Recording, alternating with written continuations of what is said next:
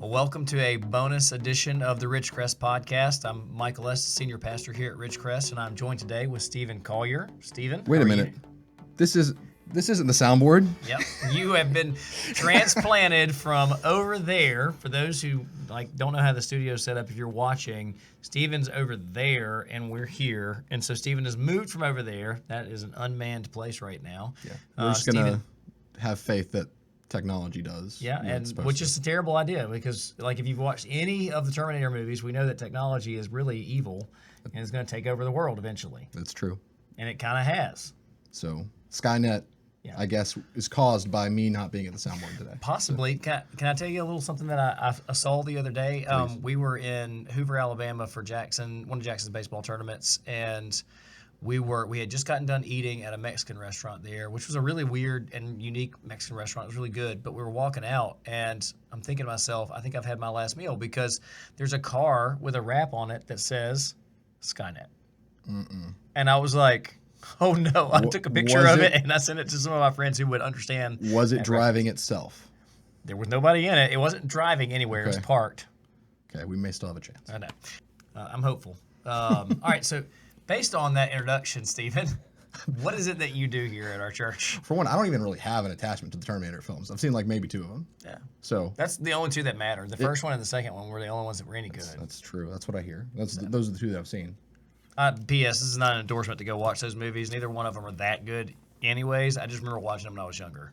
The second one's pretty good. Yeah, I like the second one a lot. Yeah. So yeah, since this is a get to know you podcast. Yeah. Not a huge fan of the Terminator films. They're fine. Okay. But what is it I do here? Yeah, what do you do at Ridgecrest? My title is media coordinator. Okay, what does that consist of? That consists of pretty much saying, did you unplug it and plug it back in? Yep, a lot of times. Okay. Or really it's, did you turn it off, then back on? Then if that didn't work, the unplug, plug it. So technical support.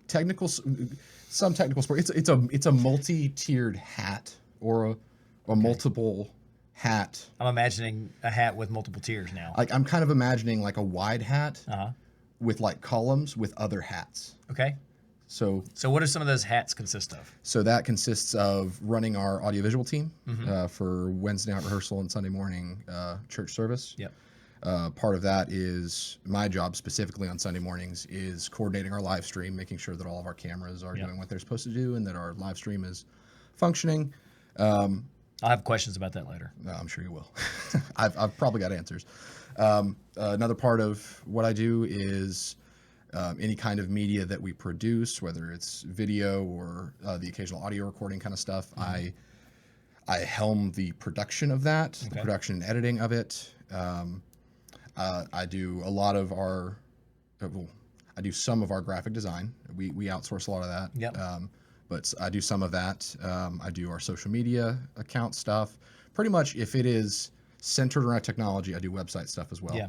If it's centered around technology or technology adjacent. Yeah. That's kind of what I do. Word for it. Yeah. So chances are at some point, if you're watching this podcast, you've definitely seen something that Stephen has had a hand in, or listening to this podcast. But if you've been a part of any of our services that have been online or anything, you have experienced some of what Stephen does here. And so Stephen's position is incredibly important. Stephen's done a great job throughout the pandemic and through, post-pandemic. We'll talk about a little bit of that later on. But his role became, we talked a lot about essential and non-essential. Media coordinator is a lot more important when everything has to be media. Yeah, that's right. So that was a huge part of what we did over the last year and a half. And so how long have you been here? Been working here or been a member of Ridgecrest? Both. Okay. So I have been at Ridgecrest since, I believe, 2001. Okay. My family came here when we moved here from Kentucky, and I was 6, 7 years old, something like that, maybe even younger. And this was one of the churches that we visited, and we ended up attending. Then I've just stuck around over the years. This has been my home church. I've loved this place. I've loved the people. There was a 9-month stint where I moved away after I graduated college. Went to go try to figure out what I wanted to do with my life. Where'd you move? Boise, Idaho. That's a long way away. Yeah, that's where my brother lives. Okay. It was kind of the just go do something drastic after college. Right. Just go somewhere new and just kind of figure it out. Did you like Boise, Idaho? Idaho? You know, I hear their potatoes are really good. I never saw a single potato. That probably because that's a That whole place big is old fake thing. It's a sham. There are no potatoes in Idaho. Okay. That's probably not true. So what was Boise like?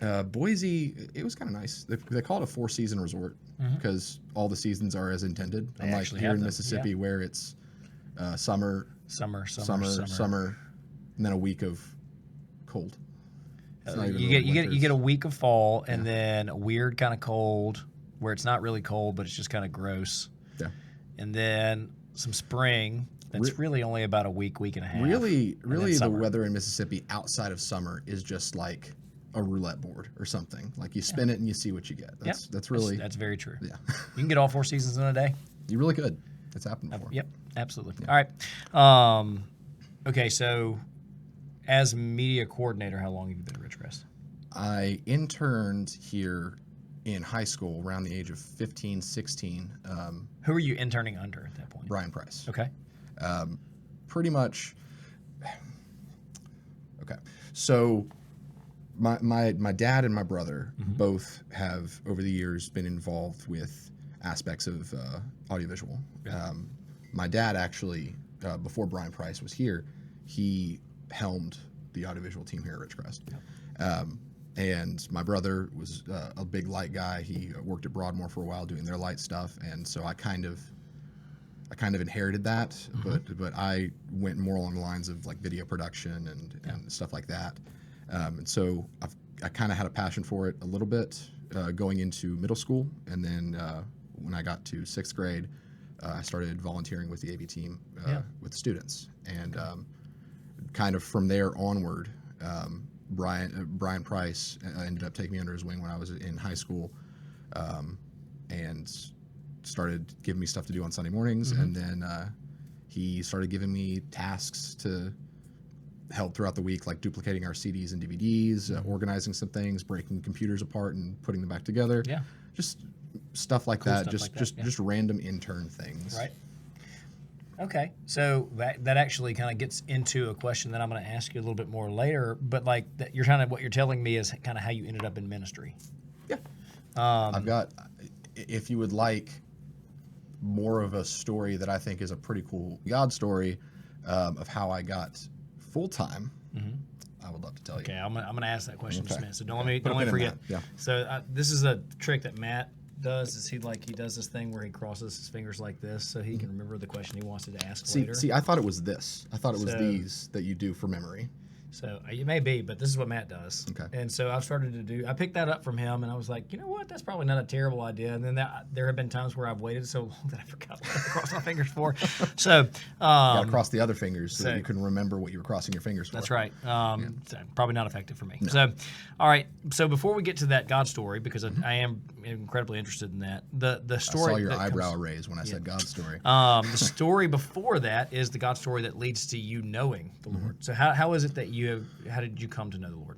So I've been a part of church my whole life, with Ridgecrest most of my life. And so it happened, I don't remember my exact age, and I don't remember the details around it, but I just remember one night when I was a kid, probably around the age of 7 or 8. I was So not long after you moved back here, or moved here for the first time from It Kentucky. was 2 or 3 years after, probably. Yeah. I just remember one night feeling convicted. I couldn't sleep. And really the only memory I have of all this is I just went down to my parents' room, knocked on the door, and when they opened, I just said, I want to be a Christian. And so my dad talked me through that. I got baptized. For me, I've never considered my story of coming to faith that spectacular. I mean, it was spectacular, of course, because Obviously. right. But to me, the more important, the more interesting, I guess, is how I've continued to grow going through life. Because there have been times that have stuck out to me as a believer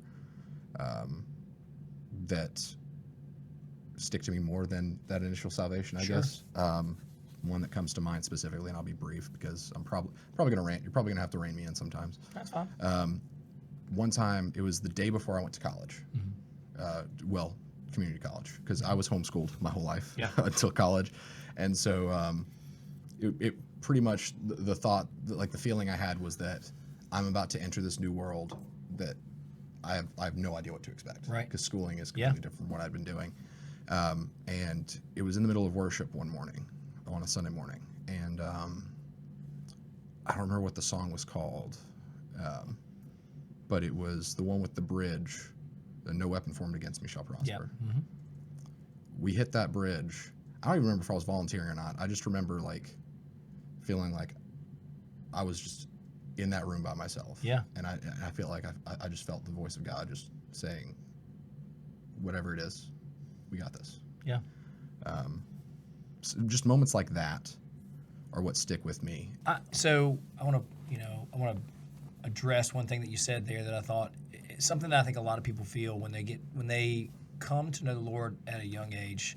There's this feeling that like my salvation story isn't special, and you didn't say that, but like the kind of the feeling like it's not this big like Damascus Road, Paul on the road to Damascus, like light shining down, God speaking audibly, that sort of thing, and we think to ourselves, well, that means it's not real. And actually, if you look at and Alan Noble, a writer, is kind of the one that tipped me off to this. He wrote a book called Disruptive Witness, and he was talking about the fact that the model in the Bible was people to basically be so steeped in their faith, their faith community, that all they've ever known their entire life is what it is to be a Christian or what it is to be a Jew or whatever. And he was talking specifically about Christianity, and he's talking about this idea of cradle to grave Christianity, where you've grown up your entire life in the church. All you've known is the church.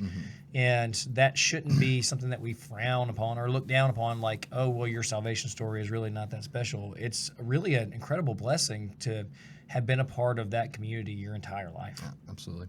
And that's why I bring up a story like that, because I don't neglect my story of salvation, but to me, I don't know if I can say the more important part, but definitely at least an equally important part is how God's continued to work through my life as a teenager, as a young adult, I'm still a young adult, but so I can't think of my salvation story without thinking about those other moments. Yeah, and I think that's probably the way that Jesus and Paul would want us to think about salvation is it is a moment in time where we are moved from kingdom of darkness to the kingdom of light, but there is this progressive growth that takes place that is just as important in the whole process. And we don't need to neglect one for the other.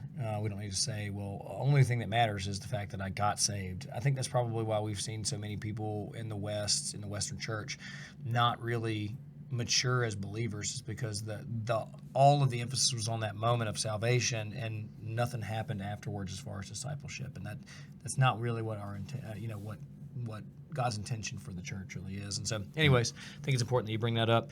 I got my fingers crossed, and I'm ready to ask the question. So tell me about this God moment, or God story, when it comes to how you ended up full-time. So this kind of, I guess you could say this is a connector between how did you come to know the Lord and talking about, I guess, testimony, and how did you come to ministry. Yeah. So to me, I've always valued church work. It's always been such an important thing to me, and I'm gonna plug student ministry here real quick. All right. Logan will love this. Yeah.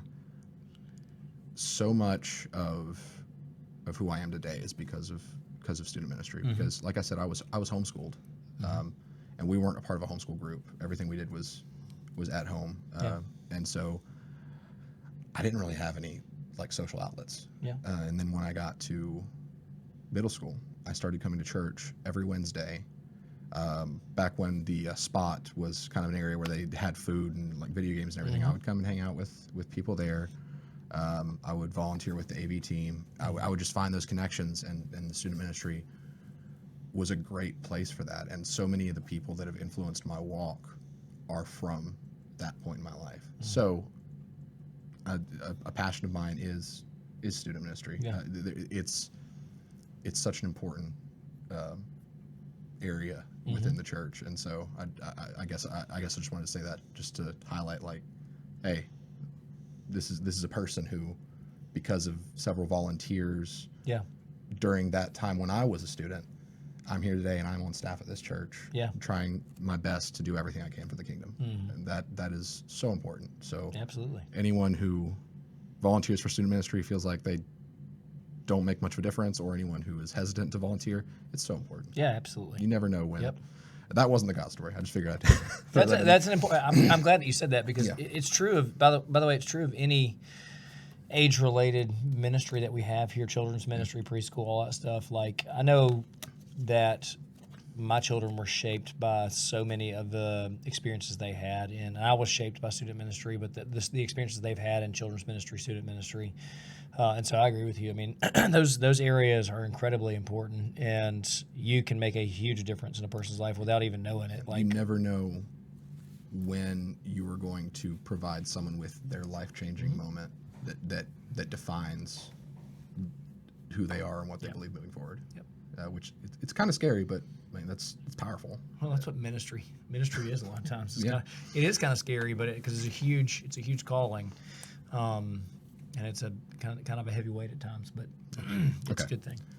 All right, so Now, God story. So I moved away to Boise for a little while, and something that I learned when I moved away is that a communication degree, mass media communication degree from Mississippi College, doesn't mean too much in Boise, Idaho. Gotcha. Because the typical response when looking for work and everything was like, I got a communication degree from Mississippi College. They'd go, oh, cool. Which one? Because they're thinking like Mississippi State University and Ole Miss Yeah. University, and and I'm like, no, it's literally it's called Mississippi College. It's called Mississippi College. They're the Choctaws. Look them up. Yeah. They won a national championship in football once. We were really good at ping pong. Oh, really? I think we're still really good at ping pong. didn't know that. Yeah, we're like the best in the nation. All right. I Next don't- next really good ping pong player I know, I'm gonna send them there. Okay. Okay. Don't quote me on that. We're gonna make them a great ping pong. When I was there, we were great at ping pong. Okay. Ask Logan. He All right. he also went to Mississippi. Yeah, he did. Yeah. Choctaw. Yeah. So when I moved away, I learned real quick that it just wasn't right for me. Right. I couldn't find my calling. I couldn't find what I wanted to do. And so after 9 months of trying to make it work, but deep down knowing that it was time to go home, I finally swallowed my pride and I went back. And I didn't have anything lined up. I didn't have any work. And a couple weeks after I got back, my dad tells me that there is a opening for a job at his work. He works at a phone company in downtown Jackson. And so I applied for the job, and I was hesitant because it was full-time. And I wasn't so sure about that because here I am trying to figure out my career path.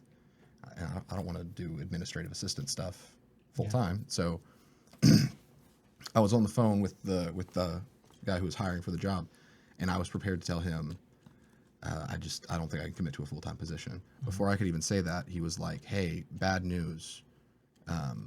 The position is part-time now. And so I was like, oh no, I guess I'll take it. I mean, if you twist my arm, I'll probably take this stuff. So I took that job, worked there for a while, and while working there, and this is a bunch of interwoven, we're all leading somewhere, I promise. These are the best kind of stories. Yeah. A theme. We're in deep now. I like it. A theme in my walk and in my faith is seeing, and you'll probably appreciate this, seeing God as an author. Like everything happens for a reason. Yep. And I'm encouraged being able to look back at, and another just passion of my job is telling stories, hearing people's stories. Yeah. Because ultimately, we'll get back to the story, I promise. Ultimately, at the end of the day, my job, I can say it is making sure our technology works, making sure our live stream works and everything. But at the end of the day, my job is providing a window for people to peer through to see who Ridgecrest is. Yeah. And so I like that. You like that? Yeah, I do. Nailed it. I love when people, like when I'm told by somebody on staff or approached by somebody about a story that they have, and I'm always like, let's get this on video. People need to hear this. Yeah. Because I love getting to show through videos on Sunday morning, through social media, through word of mouth. I love getting to tell those stories and show people that God is at work at this church. And I think it's such a powerful tool, and I just love to see that. Yeah. So that's one of the reasons I value this story so much, is because it's crazy to me to see how, like, if I ever have an inkling of doubt of, like, you know, does what I do matter, all that kind of stuff, I just think back to how I got here. Yeah. And it's hard to argue because it's this happened, so this happened, so this happened, so this happened, and here we are. Yeah. Now I'll actually tell you what happened. All right. I told you I'm going to bounce around a lot. I like it. So I was working at that job, and I worked there for a couple of years. Yep. And while I was running the front desk, I was just browsing Monster or Indeed, one of those job websites, and I noticed a production assistant position at one of our local TV stations. I applied for that job, or I was about to apply for that job, and my dad calls me just randomly out of nowhere. I think he had a question for me because he was in the office over here, and I was in literally like a few blocks apart, but different offices. And so he had a question for me, and he's like, "So what are you doing?" Even though he knows full well I'm working. I don't know if he was testing me, being like, "Are you doing your job? Are you actually doing your job?" But he said to me, he was like, "What are you doing?" And I was like, "Oh, I'm just running the front desk. I saw a job for the TV station, and I'm thinking about applying for it." And he was like, "Oh yeah, you totally should." So that was that. We hang up on the phone. Find out from my dad later. As soon as he hung up on the phone, one of his coworkers came into his office with a question. And she was like, "Oh, who are you talking to?" He was like, "Oh, I was talking to Steven. He found a job that he may apply for. It's a production assistant at this TV station." And she just goes, "I'm friends with the hiring director there. Let me talk to him." And I basically didn't even have to apply. They pretty much just gave me the job. Nice. Which funny, in the interview, we talked a lot about my experience running camera for churches. Yeah. Did not mention once my bachelor's degree in communication from Mississippi College. I'm convinced those pieces of paper are just there to make sure that people just want to see that you can actually finish something. Right. It's like, great, you did it. Now let's talk about what you know. Tell me what your hands-on experience is. Right. And so I worked there for a year. I worked the morning show, so I had to wake up at 3:30 a.m. Which you don't exactly love. I don't love it. See, I like mornings. Yep. My body doesn't. Understood. I'm a very heavy sleeper, and I just have a hard time waking up on time. I've missed the beginning of a few staff meetings. What? Crazy, right? You're not the only one, though. Yeah. No names. You know who you are. I won't mention any names. If you're watching, you know who you are. That's right. So that was hard for me. Having to wake up that early, go to work, start at 4, show starts at 4:30, go until like 6. It was rough. Did that for a year. I ran camera, ran teleprompter, all that kind of stuff. I eventually ran sound for them, and I came to find out that there was a director position open. And I thought, a video director, that's kind of what I want to do. So I applied for it. I told them I was interested, and I was in the running for it. You remember that ice storm that happened 2017, I believe, in January, when all of the roads froze and everybody panicked? Yeah, I think so. Yeah. I was called in that night to work. So I live 30 minutes away from. Oh yeah, from that was a fun drive. I have never driven so slow. Right. I was driving up 220, and going like maybe 10 miles an hour.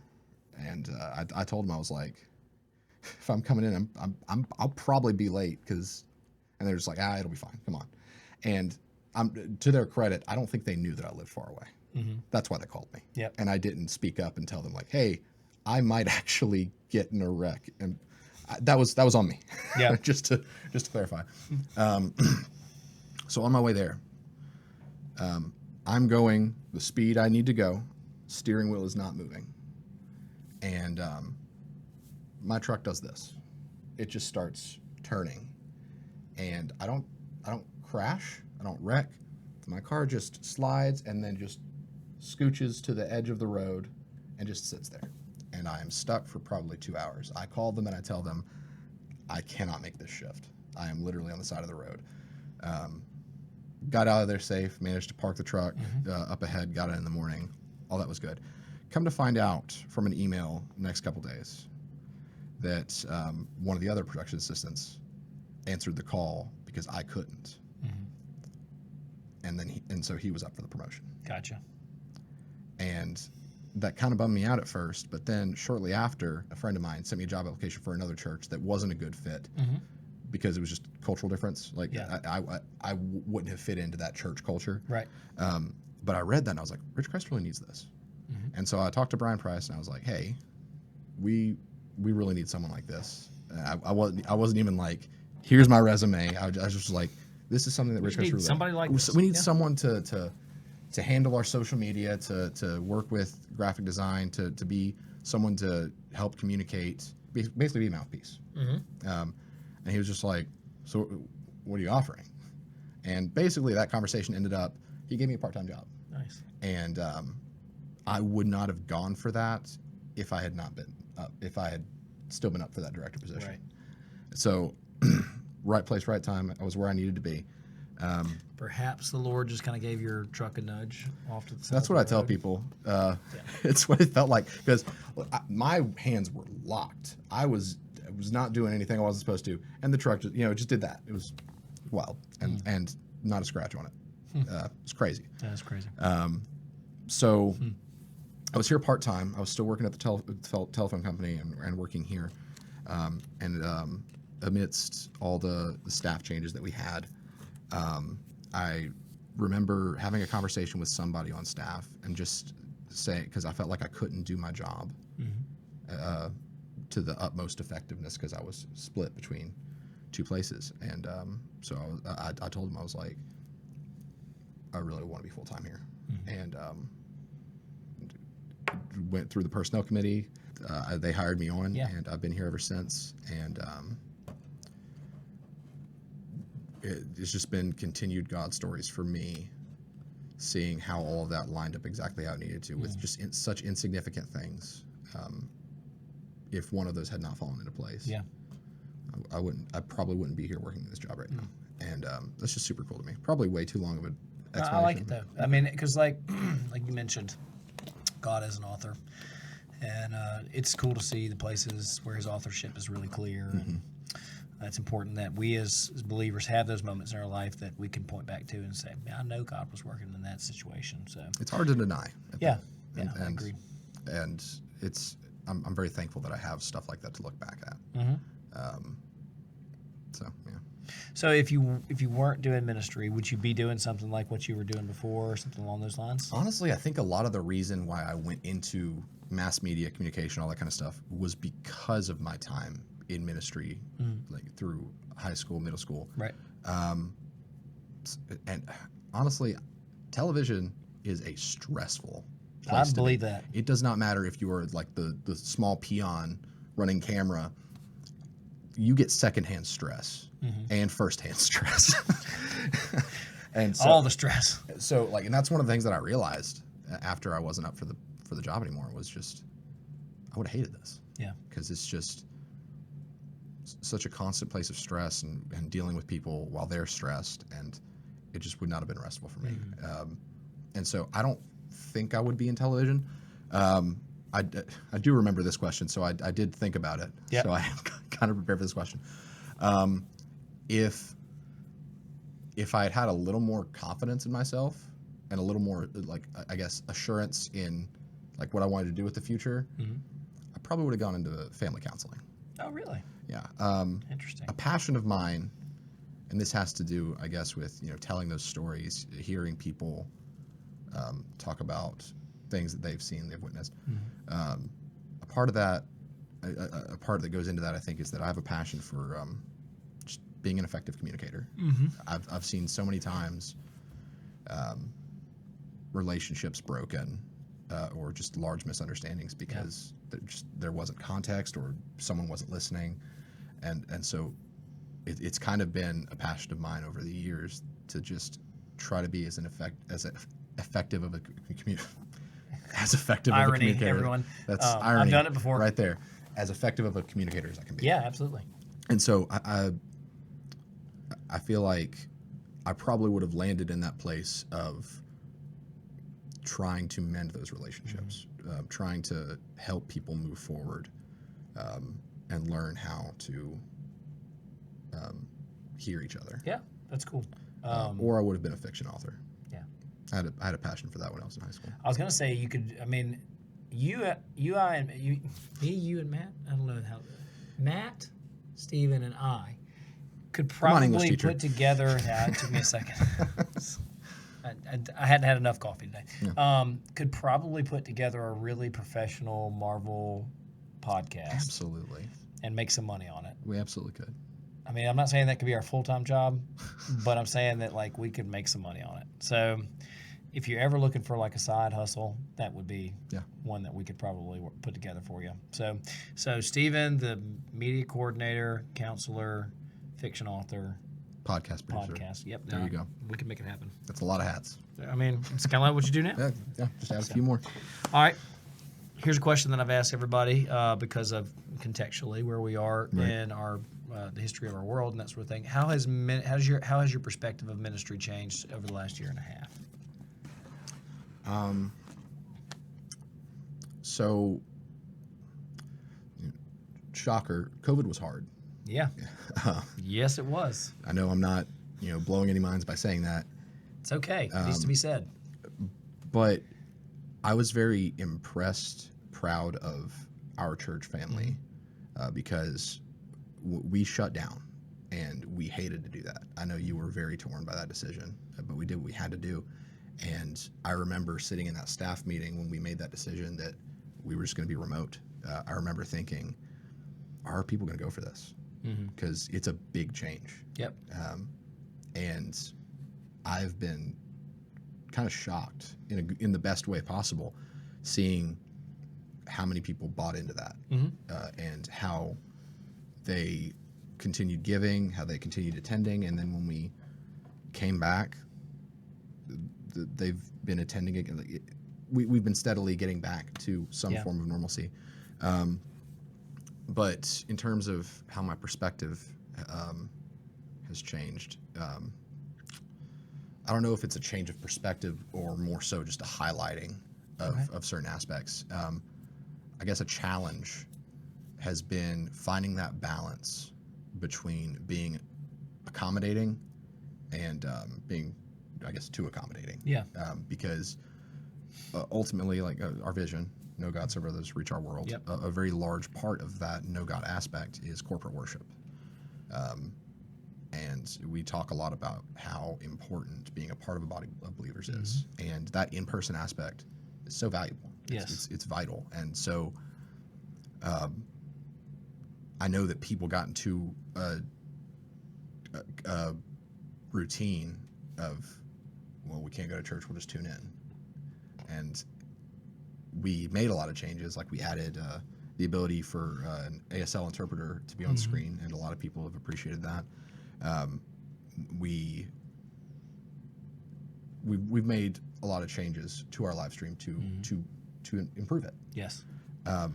But the challenge there is walking that line of how do we be a part of the solution of getting people back in the building without not accommodating the people who can't be here. Right. So that's been a challenge, and I think we continue to deal with that challenge. But the numbers have been steadily.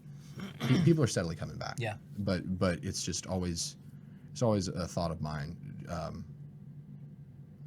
Just trying to make sure that we walk the right side of that line. Yeah, it's a tough thing for sure because, like you said, we want people that have legitimate reasons that they can't be here to be able to be a part. But I mean, it's core to my understanding of our faith that our worship and our time together is embodied. It's not a thing where it's just abstract spirituality, where our spirits are kind of together, but our physical bodies aren't. God made us with physical bodies, Right. to be around one another, to be in relation with one another.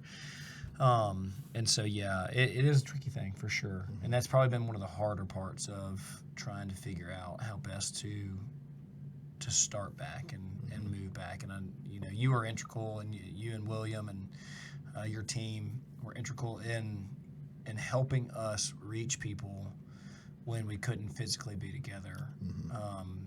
But y'all have also been integral in kind of, like you said, it's a window, it's a front. I like to call our live stream our front porch. And the whole point of the front porch is to invite you in. Yeah. It's not to simply say, live on the front porch. Nobody wants to live on the front porch. Yeah.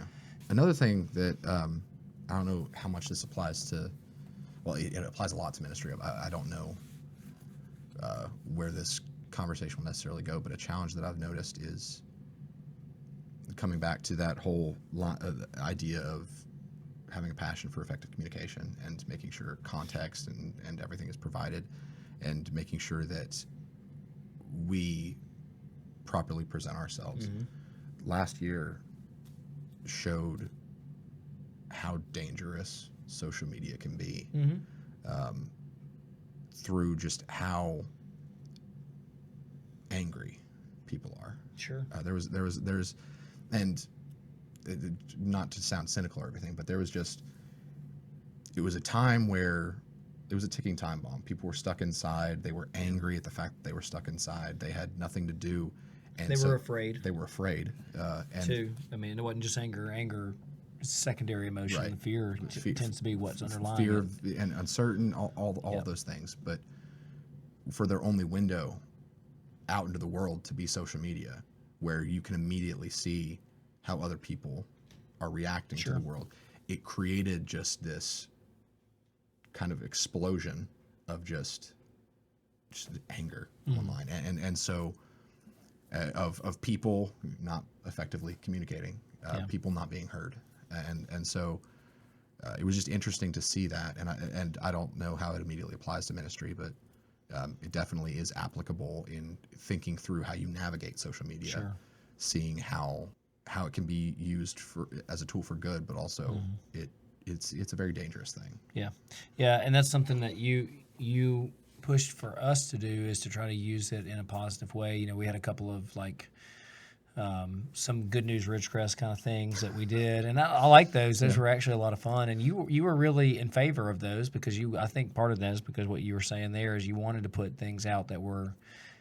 positive and good, and not just be a part of more of the noise of frustration. There was so much noise that said, whether it was from the bad things happening, the news, whatever, there was so much noise that said you should feel afraid, you should feel angry, and it was so important to me that we try to cut through that noise and show them God is still working. The church is still here. The church is still the church. Even if we can't be in the building right now, we have people who are living that out. Well, that's because the church is in the building. Church is people. It is the people of God. So, all right. 2 more questions. Okay. One, tell me about the best moment or moments that you've had in ministry and what made them so good. Is there something that stands out to you? And it may not be one thing. It may be a couple things. So my time that I would consider like being in ministry, I guess has been kind of short, just because I am young and I've only been full-time here for a few years. So it's hard to say, but I guess I would point again to those times where I get to hear testimonies, or I get to hear people's stories about how they had gospel conversations with people, or how they came to know the Lord. Because all the baptism videos that we do, I shoot those. And so I really enjoy getting to hear people's testimonies. Also, the relationships I'm able to form with volunteers. Like I said, I have a passion for student ministry, and a lot of people who are in the service notice that I very rarely have non-student camera operators. That's right. Because a lot of them really enjoy doing that, and I'm able to form those relationships and those bonds with students. to hopefully be able to further impact them moving forward. I've really enjoyed seeing that happen to where I can form those relationships, to where I can positively impact or influence those young minds. Feels weird saying young minds. Yeah. I feel like You're not as young as you think you are, Stephen. That's not a shot. I'm speaking from somebody who's a good bit older than you now. It's true. Yeah. I remember being your age and thinking to myself, I'm starting to move up. Like, I'm not as young as I once was. I mean, I can still do some of those things. I feel like there's enough in just the way I talk where if I listened to certain phrases and words I used, I would realize, oh, I'm old. You're still young, but not that young. There you go. That's the way to put it. All right, last one. Okay. And this is kind of like a big picture. The way the podcast I listened to that kind of got this question from said there's two different types of virtues that we have a tendency to talk about when it comes to ourselves. We talk about resume virtues, like how many people did I get involved in this, or what do our numbers look like, that sort of thing, and eulogy virtues. So, and eulogy virtues are the things that people talk about when, the qualities that you have as a human being that people talk about when you're not there anymore. So, the question is, like, when you retire from ministry, what do you want people to say about you? What do you hope people say about you? I guess is probably a better way to put it. Okay. So it's tricky because an unfortunate part of my place in ministry is that I don't interact with people a whole lot. Mm-hmm. There may be some people watching this podcast wondering, who is this person? That's not Matt Cloyd. It's because I'm sequestered on Sunday mornings in a room, making sure that everything's running smoothly. That's right. And I'm not downing that, but it is an unfortunate aspect that, in large, I don't get to form those relationships. So it's a tough question because I don't get a lot of those kind of situations where I feel like I can make a direct impact on somebody to where they would be able to say something about me when I'm gone. But really, I guess that I would want people to know that I was authentic, that I was true to everything I said and did, and I would just want people to be better for the work for the effort that I made. I'm the kind of person that I feel like, in the large scheme of things, I don't feel like I need to be remembered. I just want to know that change was made, that I was a part of the good, even if my name isn't, on the credits. Yeah, that's right. Okay, that's good. I appreciate your time, and I appreciate the opportunity to get to know you better. And I'd be here anyway. I would just be over there. Yeah, you'd just be over there. So just so you know, every time we do a podcast, Stephen is somewhere in the room. Sometimes he comments, and sometimes he doesn't. We've talked about giving me a producer mic. We need to probably do that at some point because we do ask you questions occasionally. You do, and I have to scream, and you probably hear, whoa, and so you can't really, So maybe. we'll look into that. Yeah. Okay. But anyway, friends, if y'all have any questions about what Stephen does as far as on a daily or a week on the weekends, so our services and stuff like that, and you want to be a part of that, feel free to let Stephen know the email that they need to send to. scollier@ridgecrest.net. Okay. I'm the editor of these podcasts, so it'll be right here. That's it. That's the spot. So make sure you email him if you're interested in serving in our AV team. If you want to help him do things like produce videos, or you want to learn more about that, he would love to help you do that. If you have a God story you'd like to share, a testimony, anything like that, I love telling those stories. Come on. We love to be a part of those stories. Yes. And I think that's something that we as a church need to understand is there's stuff going on all the time, and I think we just got to do a better job of telling those stories. Absolutely. So, but anyways, we appreciate you tuning in, watching this, being a part of this, and learning a little bit more about Stephen. I think you would really enjoy getting to know him better if you actually could find his little room. He's hidden, but he's there. Come find me. That's your only hint. Come find me. High five to anyone who finds me. You got to go upstairs. I'm just going to put, that's all I'm going to do for you. But anyways, thank you for being here, and we hope that you have a great week. Talk to you soon.